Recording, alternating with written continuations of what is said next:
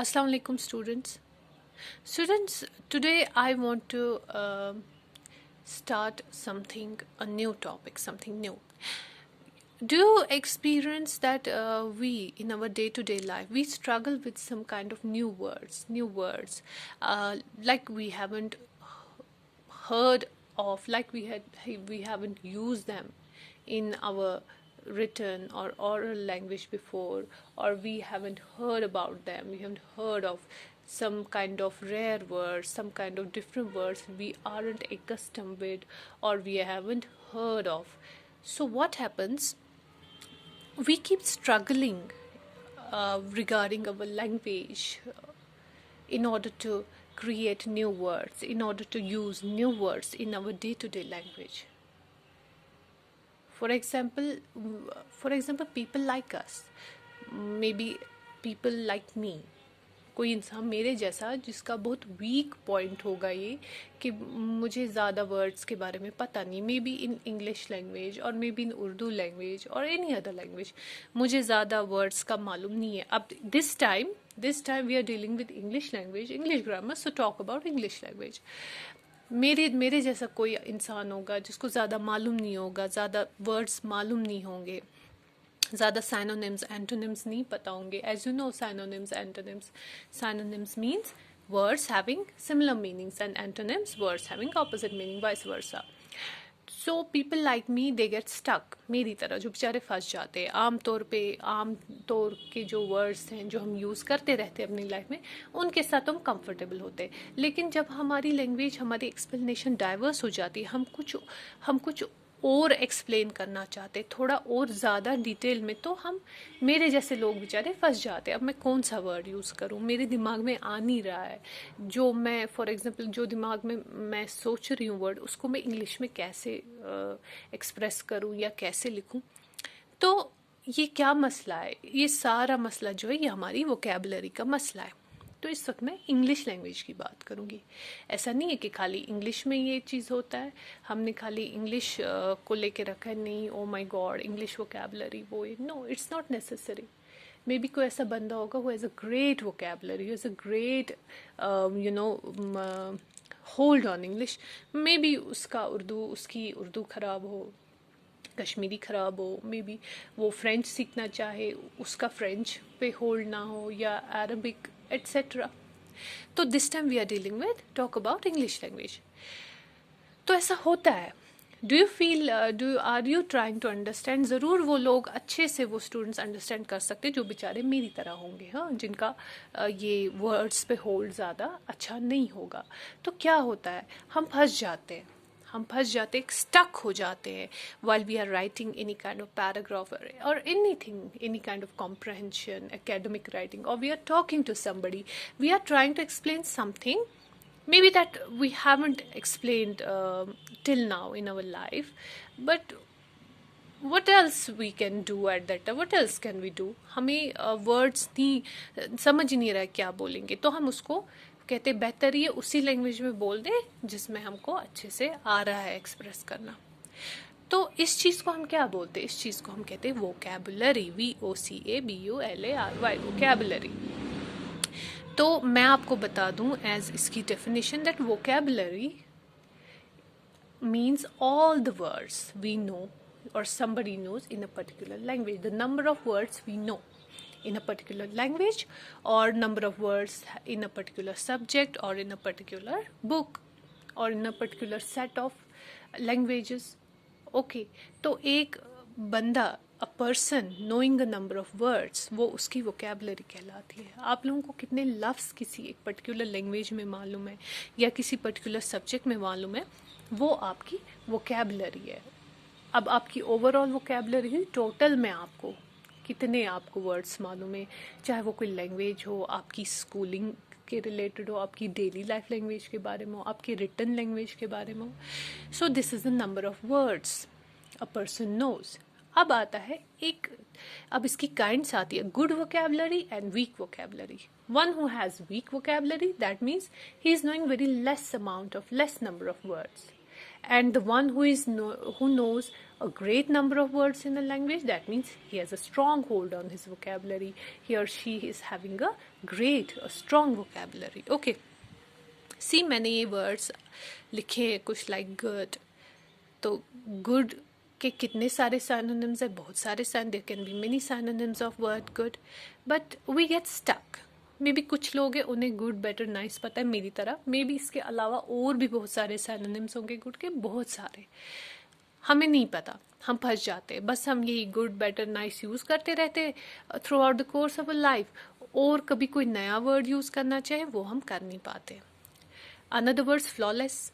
Okay, जिस चीज़ में कोई कमी ना हो उसको हम फ्लॉलेस कहते हैं, बिना किसी कमी के. Impeccable, flawless, impeccable, perfect. अब कोई बंदा होगा उसको खाली फ्लॉलेस मालूम होगा, इम्पैकेबल का आइडिया नहीं होगा, या वर्ड परफेक्ट का आइडिया नहीं होगा. तो क्या होता है, हर जगह हम फ्लॉलेस फ्लॉलेस फ्लॉलेस, हर सिचुएशन में हम flawless flawless flawless word use करते रह जाते हैं. कभी हम कुछ नया यूज़ नहीं कर पाते. वाई? बिकॉज हमारी वोकेबलरी स्ट्रॉन्ग नहीं होती है, वीक होती है. If now we are having a strong vocabulary, definitely हमें गुड के कम से कम 5-6-7 साइनोनिम्स मालूम होंगे, या एंटोनिम्स मालूम होंगे. बॉडी लैंग्वेज होता है आपका जो एक पर्सनैलिटी है, एक वो, ये नहीं है बॉडी लैंग्वेज का मतलब नहीं आपने क्या पहना है, क्या मतलब, इसमें आपका ओवरऑल एक वो मेंटल आपका वो मेंटल फिजिकल मेकअप आता है. मतलब कैसे आप खुद को कैरी करते हो, how do you present your self in this world. Your body language, उसमें आपका way of talking, way of sitting, way of standing, expressions, सब कुछ है. belligerence भी आपका body language है. How you carry yourself. outfit, the stuff you're wearing. apparel, आपके कपड़े. same, outfit, outer makeup, outlook, apparel, your clothes. okay, तो ऐसी चीज़ें होती हैं जिसको हम वोकेबलरी कहते हैं. तो होप लकीली आपके प्रिस्क्राइब बुक में भी ये चैप्टर नंबर 16 है, page number 112, as you can see. Okay, let me turn it and you can see the definition of vocabulary. So vocabulary means all the words that somebody knows or that are used in a particular book, subject, etc. मैंने थोड़ा pictorial भी दिखा दिया है. सी, number of words 50 से span हो रहे हैं 100 की तरफ, 200 and 500. See, one who is knowing just 50, 60, 70 words, हाँ, तो मतलब बहुत कम काउंट है. अब ऐसा नहीं है कि मतलब हर जगह ये यूनिवर्सली एप्लीकेबल नहीं है.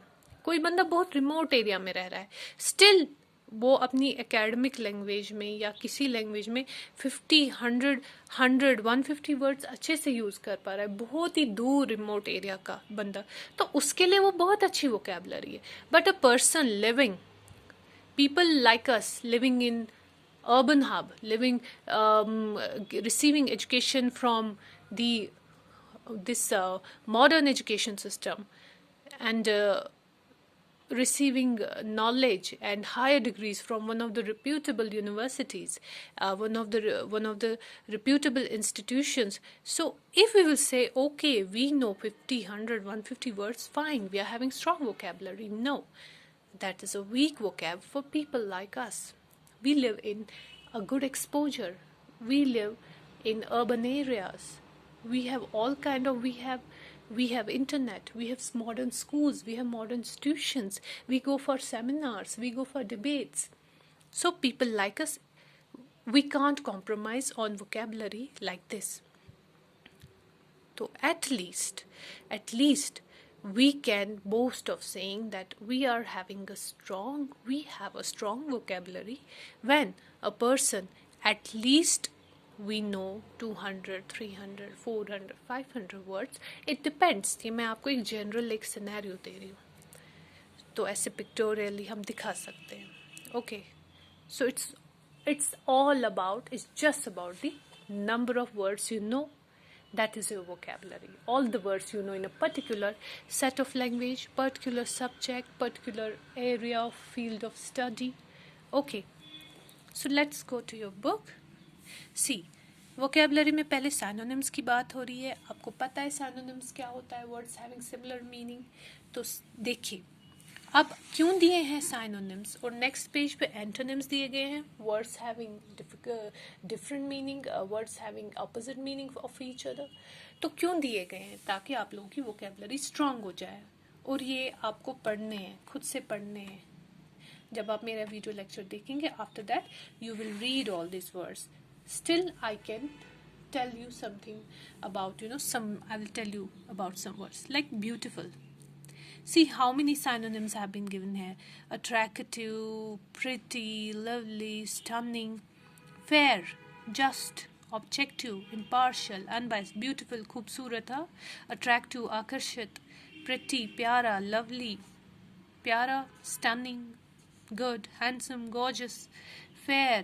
Okay, ये फेयर खाली वो गोरा होना फेयर नहीं है, यहाँ फेयर की बात है जस्ट, इंसाफ पसंद होना, ऑब्जेक्टिव बिल्कुल उसूल पसंद, इम्पार्शल बिल्कुल मतलब ईमानदारी से किसी चीज़ का फैसला करना, इम्पार्शल होना, कोई बायस्ड नहीं होना, अनबायस्ड, हाँ, राय न करना, कोई दो राय न लेना, मतलब बिल्कुल फैसला करना है तो कंप्लीट फेयर फैसला।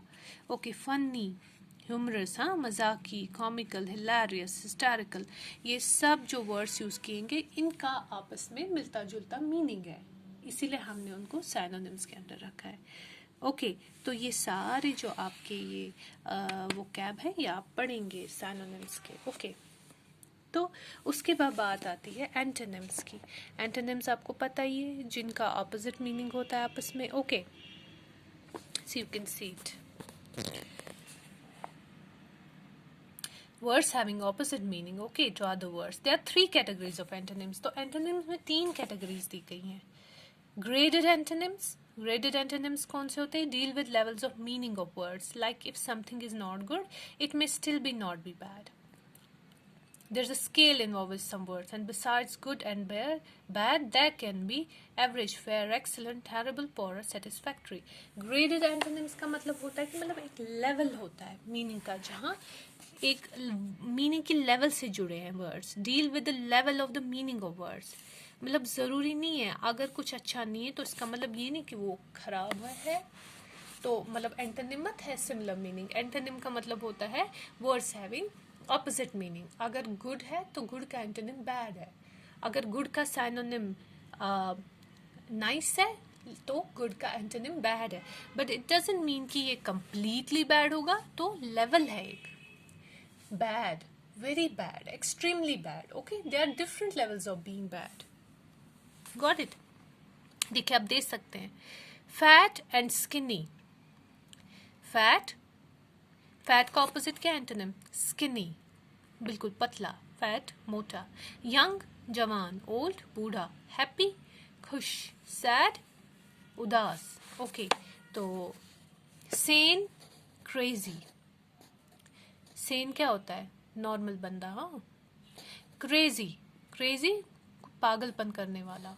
Okay, dull interesting, dull boring, हाँ, इंटरेस्टिंग बहुत ही दिलचस्प। ओके, उसके बाद आते हैं आपके complementary antonyms. They have relationship where there is no middle ground, there are only 2 possibility, either one or the other. देखिए यहाँ पे एक्सट्रीम मीनिंग इन्वॉल्व है। कॉम्प्लीमेंट्री एंटोनिम्स होते हैं एक्सट्रीम, एक दूसरे के अपोजिट। गुड है तो बिल्कुल बैड, कोई लेवल नहीं है, जैसे यहाँ पे है गुड है तो